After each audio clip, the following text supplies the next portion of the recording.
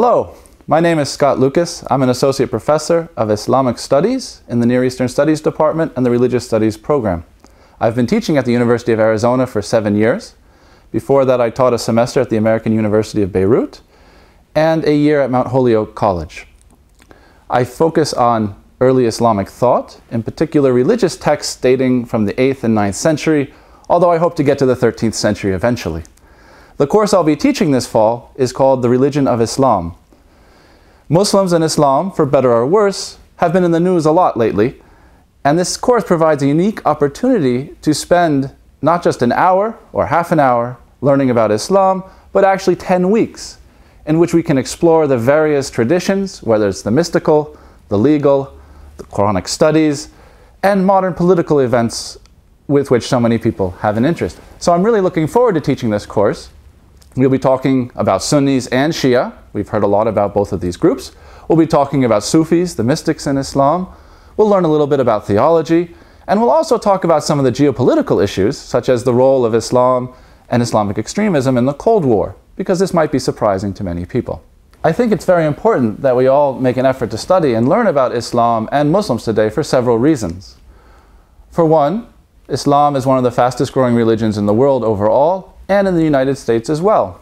You probably have Muslim neighbors, whether you know it or not, and it's nice to know something about what our neighbors believe and to get beyond the depictions that we sometimes find in the media and elsewhere. Also, the United States of America has been very involved in what we call the Muslim world, in countries where the majority of the population consists of Muslims, such as Egypt, Iraq, Afghanistan, and a whole host of other countries. Even though most Muslims don't live in the Arab world, and do live in places like Indonesia, in India, and Pakistan, and Bangladesh, nonetheless, we will pay a little extra attention to Islam in the Middle East because of its prominence in the current situation.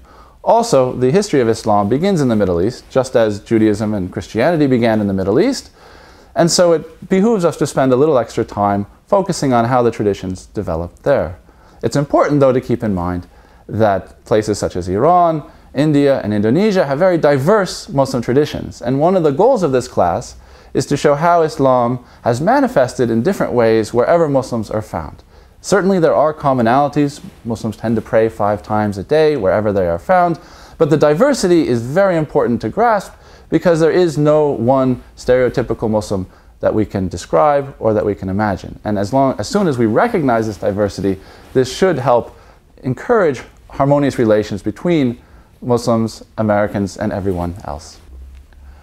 I strongly encourage you to take the religion of Islam this fall, because whenever we study a religious tradition that is not our own, we often learn quite a bit, not just about that tradition, but also about our own traditions, our own beliefs, and even the ways that we look at the world.